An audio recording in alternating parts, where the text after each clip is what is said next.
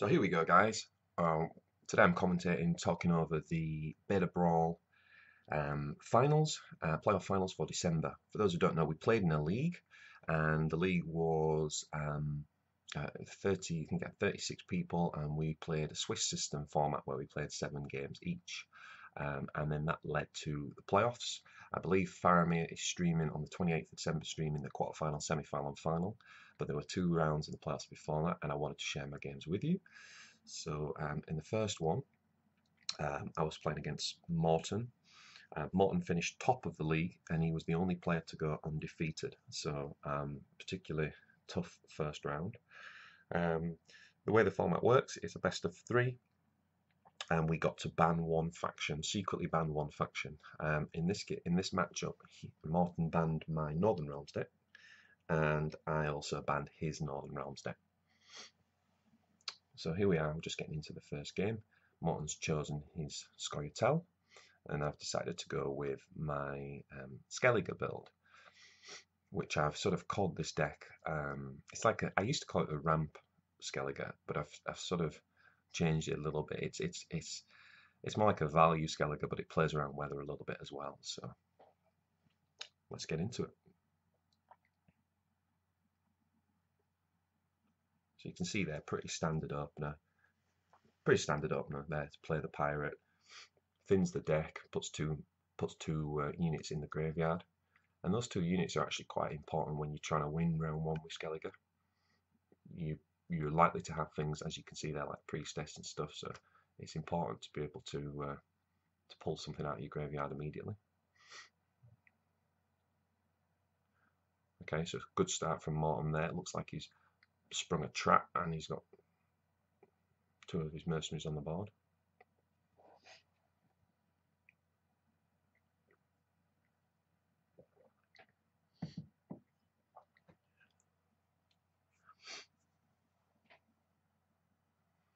So I've taken Burner Ban quite early because, again, I want to start thinning the deck, drawing through the deck. I've picked up Regis there, and it's the 2 cards that we put in the graveyard. I think both of those are quite helpful cards. Again, if I do need to revive turn 1, round 1, both of those are cards that I can revive and make use of.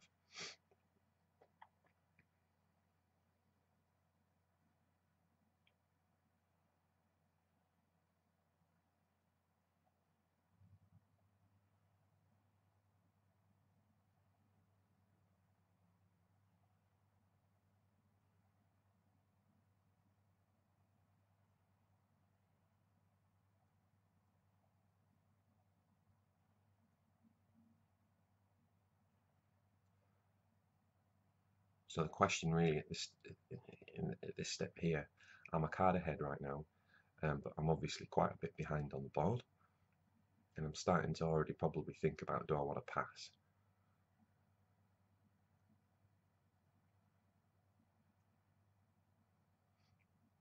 So often with this deck, I lose round 1.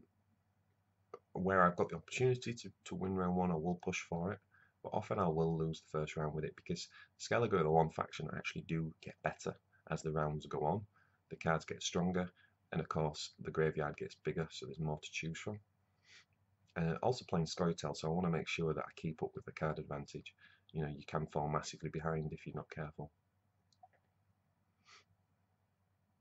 Playing the Sig there because I've got Restoration in hand, so I know I can always play a Sig again later. He doesn't have any graveyard stealing things, and we can also start to buff natural strength with the Shieldsmith. So we'll get a bigger Sig later through Restoration.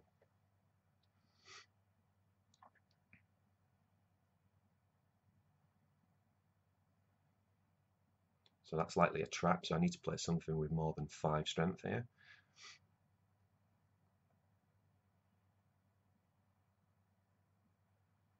And as it turned out, it wasn't. So obviously, having won the first round, Morton was playing Círdan, or Círdan, however you want to pronounce it. So already starting to play for his, to get his card advantage back.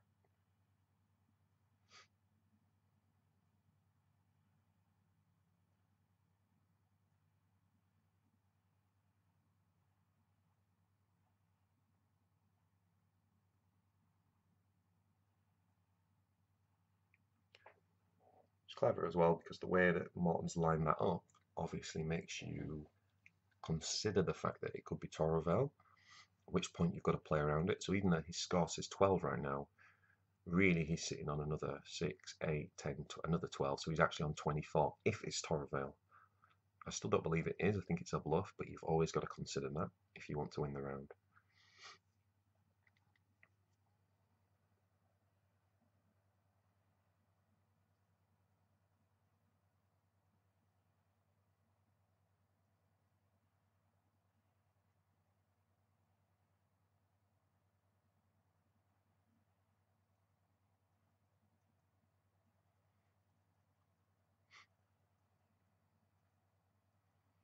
So getting the wolf out there, knowing that it's going to come back next round.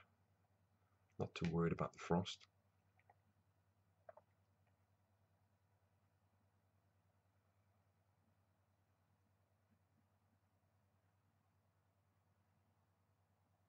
Now we are in round 2, so I think Regis is the play here.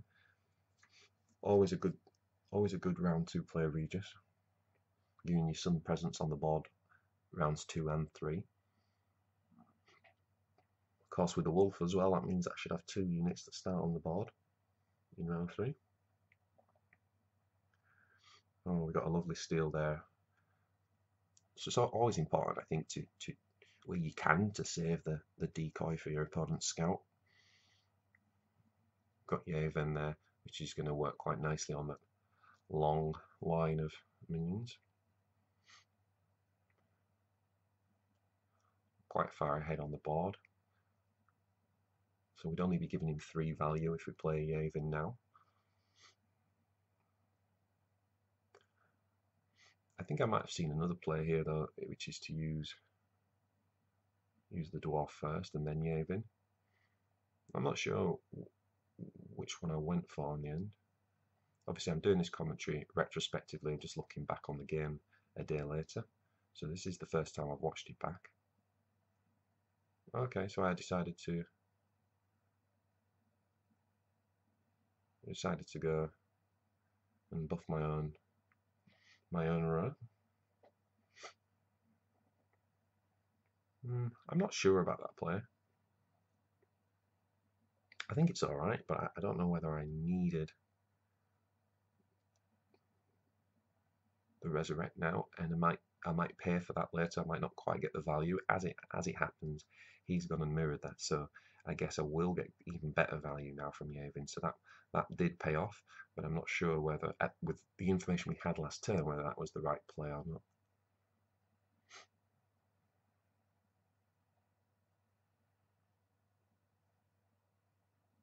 Okay, so he had decoy as well.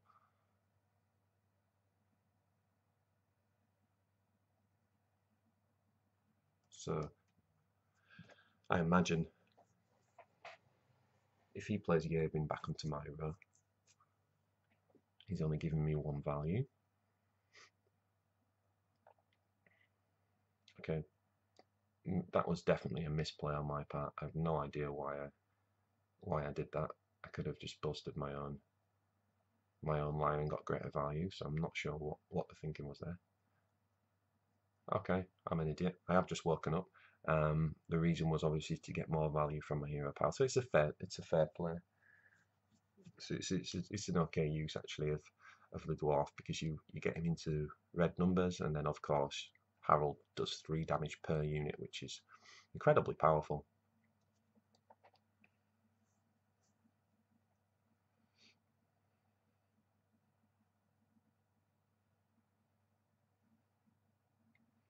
I think we clear skies. Do we clear skies or rally here? I think we went for the rally to thin the deck. Yeah. It's not too important right now. Although I would get another 10. What's the wolf up to? The wolf's been killed a few times, isn't he? The wolf might only be worth 2 right now.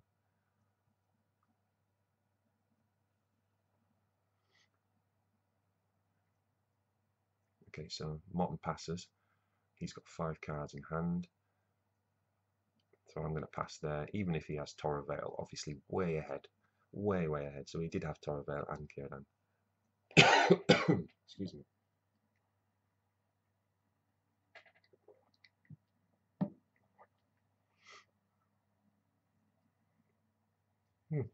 So 2 minions back on the board to start with there.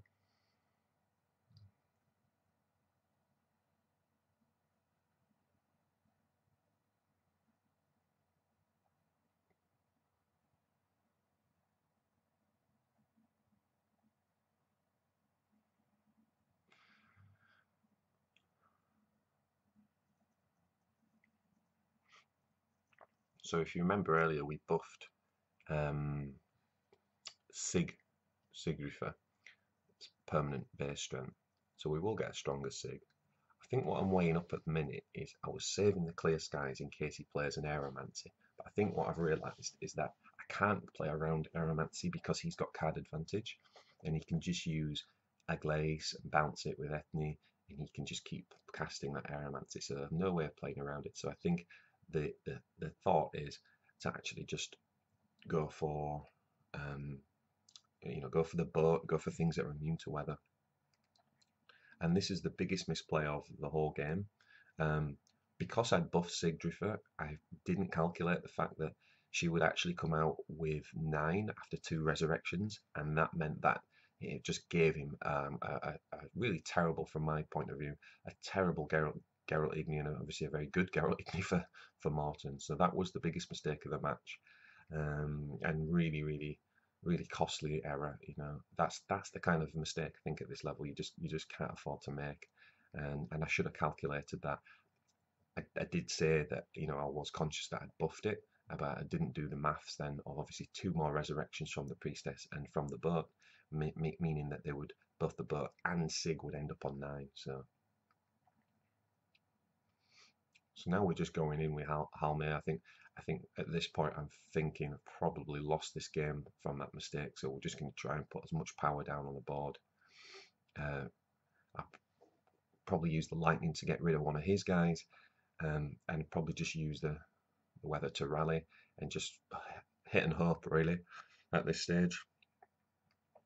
If we'd have raised the pirate, the Sabine to Fog, and played around that Geralt Igni, I would have felt very confident in this round. But at this stage, I'm thinking, have I thrown it away? Have I thrown it away? So we took the lightning there into the blue stripes. He's only on 6, we're on 37, so we've still got a decent lead. Here comes our Glace.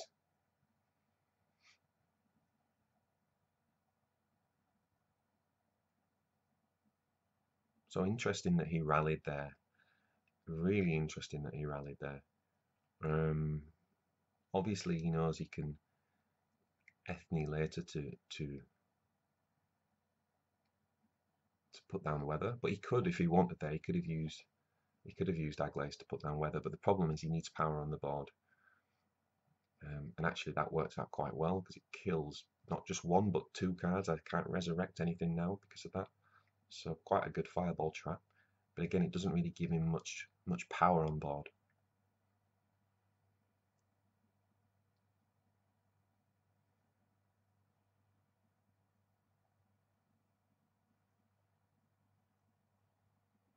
So he's going to bounce Ethnic, and what's he going to go for?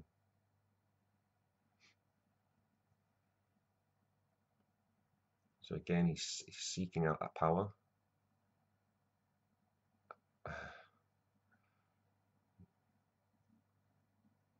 And I think he just ran out of minions. Whenever you see that animation, that means I think you ran out. You had no additional options. So I'm past, I'm all in at 37 power. He's got 2 cards to play. Obviously Milva's really good because he puts 8 back in my hand. So he's now only 10 points behind with 2 cards to play. Only 6 points behind. He just needs 7. And is that the Sedan? It is. And we end up taking the round by 2 points. So very close game there.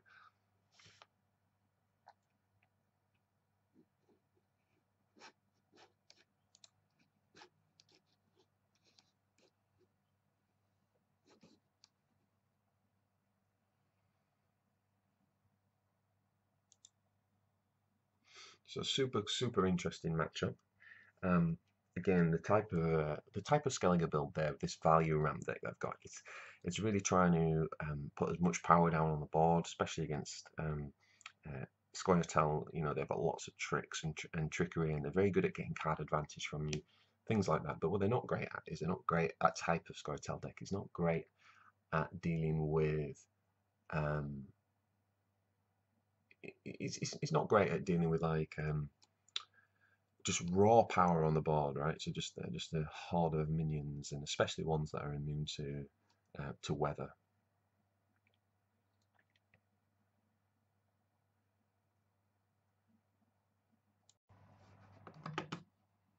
Okay, so picking back up in the next matchup, we did suffer a disconnect, and so what you're seeing now is the reboost of that. As you can see, I am using the Scoia'tael deck. The way the system works in this best of 3 is that once you win a match, you can no longer use the deck that you won with. And the good thing about that is that you have to win with each of your decks, basically. So no one deck can just dominate the whole tournament. So I am using Scoia'tael, and I've really got quite a nice twist, pardon the pun, in that I'm using Twisted Mirror. You can actually see there in my mulligan hand, Twisted Mirror card. I'll probably talk more about that throughout.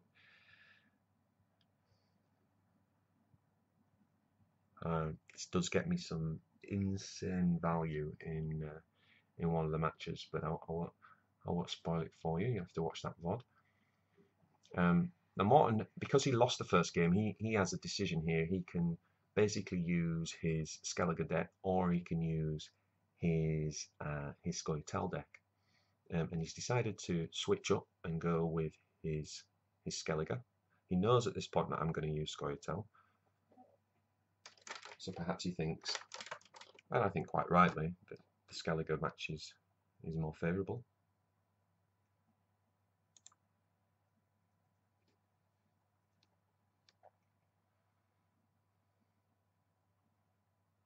So I'm trying to put down a bit of power. I've got quite a lot of removal in the Scoia'tael deck, so I'm just trying to put down a bit of power and hope that he puts down a bit of power. But cleverly, he's put 1 on each line, so things like Lacerate aren't going to be as good.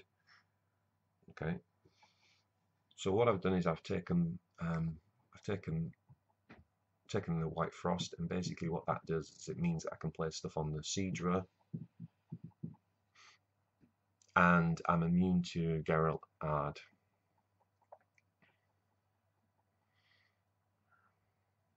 It's been working quite well.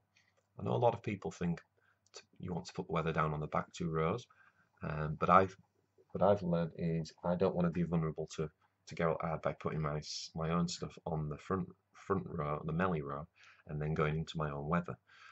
Something that is a good strategy against a monster weather deck, for example. Okay, so right now we're just exchanging for our card advantage.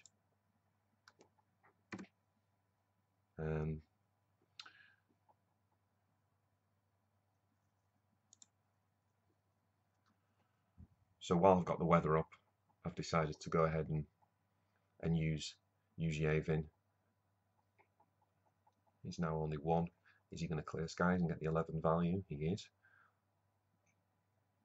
He also gets 8 value. So that clear skies really was worth 18. Now here we go. Are we going to Twisted Mirror at this stage?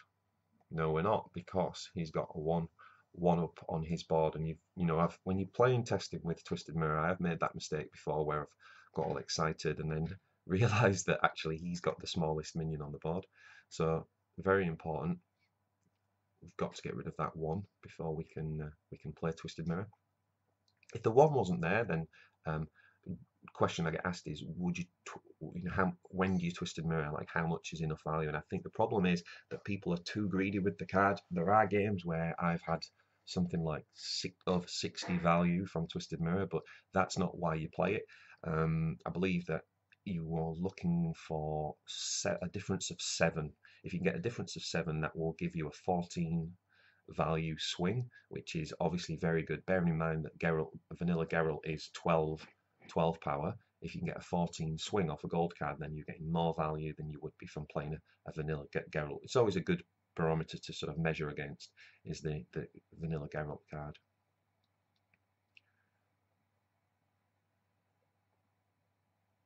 So at this stage, are we going to Last Wish?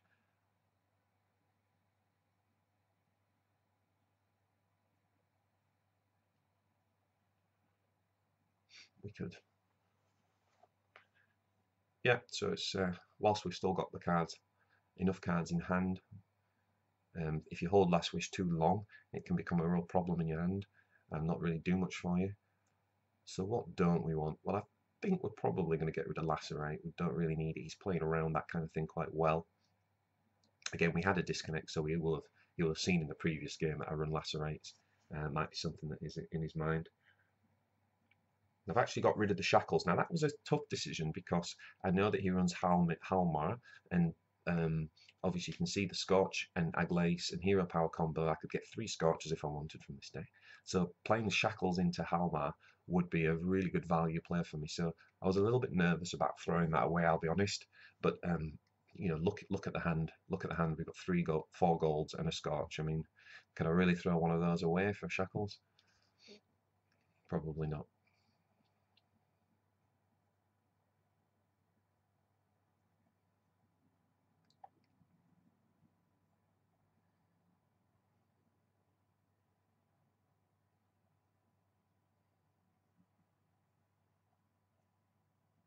So I'm questioning now, do I pass? Now, honestly, the problem with passing here is his hero power. His hero power gets him the win on its own. And I'd quite like to be in a position where that doesn't happen.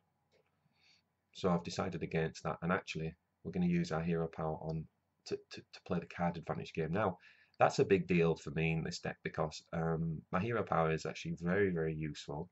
Very useful when I'm playing Scorch and Eglace, to be able to get double Scorch, to be able to get double White Frost with the weather, to be able to play, for example, I could have used it on Eglace to put White Frost down because we've already played White Frost, and then I could have used Yennefer or Geralt Ard. So there's so many combinations. So using the hero power is a big deal. But I really do want to stay ahead of the card advantage if possible in this match. And so I decided to use it on the scout instead.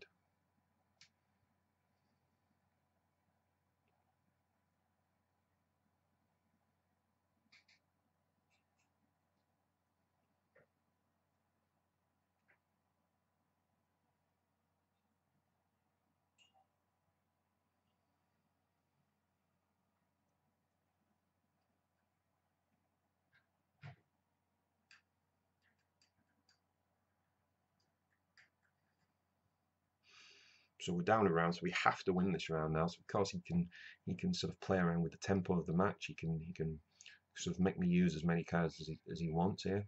But of course he needs to get one more win, and I imagine he'll be looking to Halmar for his next win. And I would probably think that he would not play it this round. And so actually he just passes straight away because he knows I have to play a card. So this is quite an interesting move. It's not a move I play very often, and that's definitely something I'm learning right now, just watching this back, that is an interesting tactic to just literally pass there when you've won the round. It forces me to play 1 card.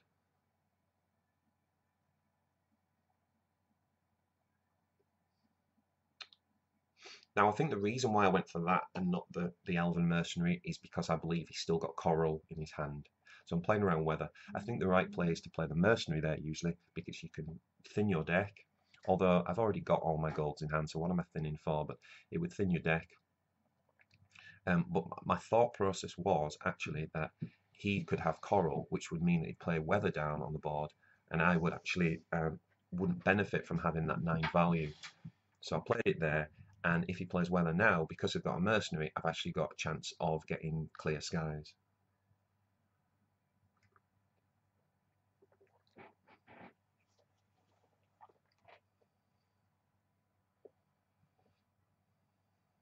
My lovely wife just brought me a cup of coffee, which is what you need. I'm actually recording this the morning after, so if I sound quite quiet at all, it's because as I say, it's still quite early. I'm still waking up.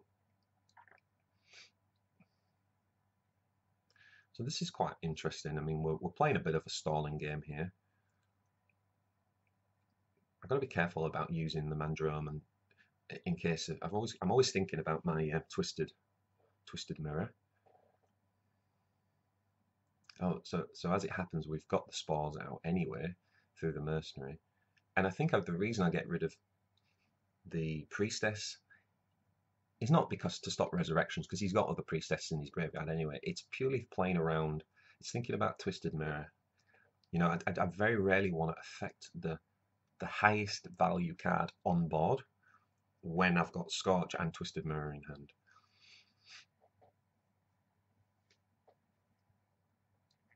So he's attacked me with a Thunder, so we're kind of stalling each other here.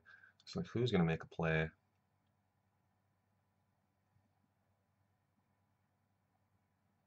Okay, and I feel, okay, so clearly I feel, at this point I must have made the decision, well, what else can I play? I've got to go for that, and actually he's probably going to end up with something with higher value than 9 anyway.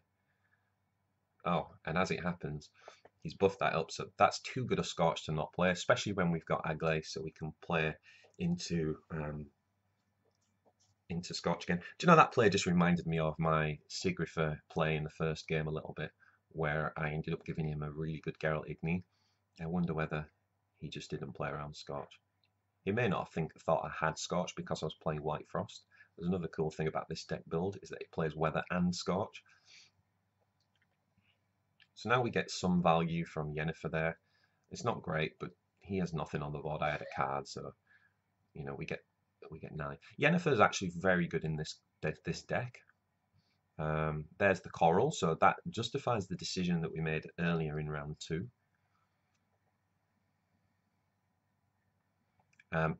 We could Twisted Mirror here. Okay, so that was a misplay.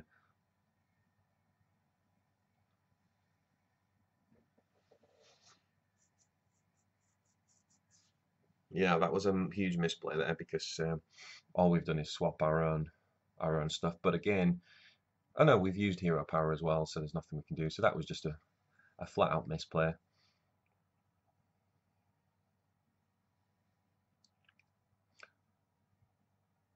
So we just waste the Lacerate. It's coming really, really down to the wire. He's obviously going to kill Yennefer now. So he's 6 ahead, but we've got 2 cards. So at this stage, we're calculating what can Aglace do. Scorch is no good. He's got 2 golds on the board. We have a look through the graveyard, I believe, to see what we've got. And I think the thinking is that if we can remember that Shackles that we got rid of earlier through Last Wish, the one that we discarded. Well, if we Shackles Coral, we can obviously Geralt add his Coral into the Weather on the last turn, and that would swing the value. Obviously, all depends on what his last card is, but I think what I've realised is that's really the only play I've got here. So that last Twisted Mirror play. Oh, and he passes, so I've no idea what he had in hand. He's 1 point ahead, but of course that player pays off. Coral into the Weather, and boom. So even with the Twisted Mirror misplay in that game, we still managed to come through and steal the round. So there you have it, guys. There you have it. We are 2-0 there against Morton. As I said, in the league format, I finished in 8th place and Morton finished 1st, and I think that it's like 2nd place, 7th, 3rd place, 6th, that kind of format. So I knew I had a tough match. Morton's a really good player, and I just want to say a massive thanks to Morton as well, because actually he helped me out a little bit. My Skellige deck in particular was quite inspired by his Skellige deck. We were back and forth on Discord chatting about Skellige a little bit, and I used a deck that he built, and from that deck I then went on to sort of evolve into the deck that I used here. So big thanks to Morton. It was a great game. Thanks for watching, guys. Hope you enjoyed it. Just want to mention quickly, I will be streaming in 2017. I've done a few test streams at the end of this year, and I've just bought a brand new gaming rig, so I will be up and running. If you want to follow me, it's www.twitch.tv/bjthebrave.